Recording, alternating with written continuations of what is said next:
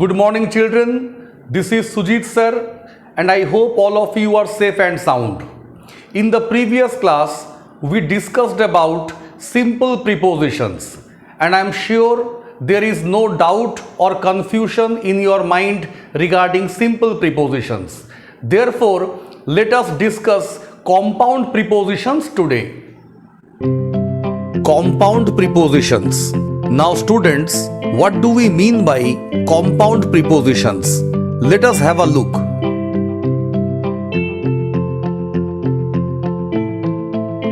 The prepositions which contain two or more prepositional words are called compound prepositions.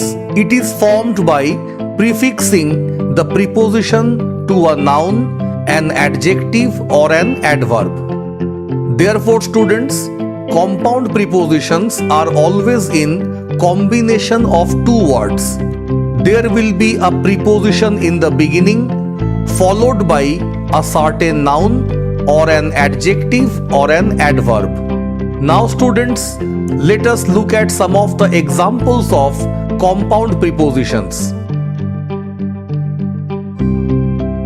Across. Now students, you can see here the word across has been formed in the combination of two words. There is a prefix a followed by a word cross. Therefore, in case of every compound preposition, there will be two parts. In other words, we can divide a compound preposition into two parts. In the beginning, there should be a preposition followed by any other word. That word may be a noun or an adjective or an adverb. Let us see some more examples, students. Inside, outside, beneath, below, behind, etc. So in every compound preposition, you can notice that we can divide the words into two parts, like in plus side, out plus side, be plus neath, be plus low, and be plus hind. Let us now see, students, how these compound prepositions are used in sentences. Across. Now students, what is meant by across? How can we use the compound preposition across in a sentence? Let us have a look. We use the compound preposition across when we find a person or an object moves from one side of an area to the other. Let us have a look at this picture first. In this picture, students, we can see a boy is crossing a road. It means the boy is moving from one side of the road to the other. Now, how can we use across in a sentence? Look at this example. He is walking across the road. Means he is walking from one side of the road to the other. Let us have a look at the next compound preposition. Inside. Now students, what does inside mean? It refers to the inner side of something or the internal part of something. You will understand more if you look at this image.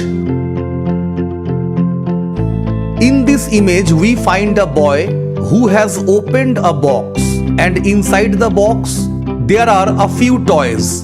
So the toys are in the inner side of the box. Therefore, we can say the boy found some toys inside the box. Let us discuss the next preposition. Outside. Now, what does outside mean? Let us see. It denotes the external side of something. It is just the opposite of inside.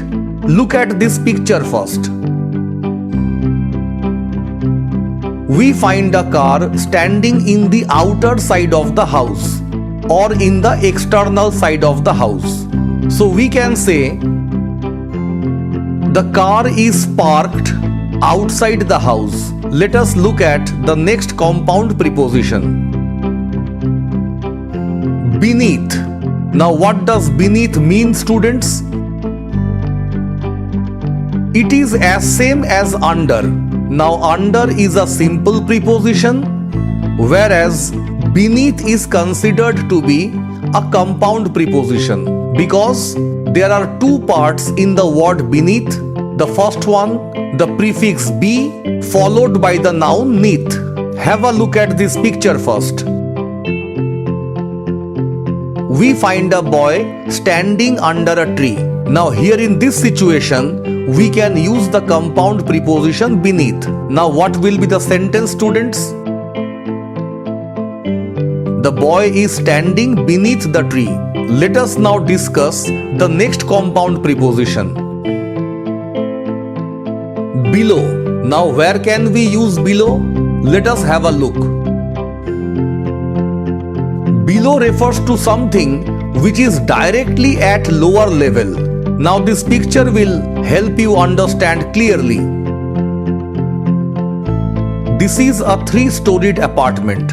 On the first floor, we find a lady, and on the second floor, we find 2 men. Now here we can say, she lives in the apartment below ours. This means the lady lives directly at the lower level from these 2 men. So here we can use the compound preposition below. Let us see the next one. Behind. Now what does behind mean, students? Behind refers to something at the back side. Let us have a look at this picture first. We find a boy at the back side of this tree. Therefore, in such a situation, we can say the boy is hiding behind the tree. So students, here we have covered most of the common compound prepositions. Hope all of you have understood these compound prepositions very clearly. See you all in the next class. Thank you so much.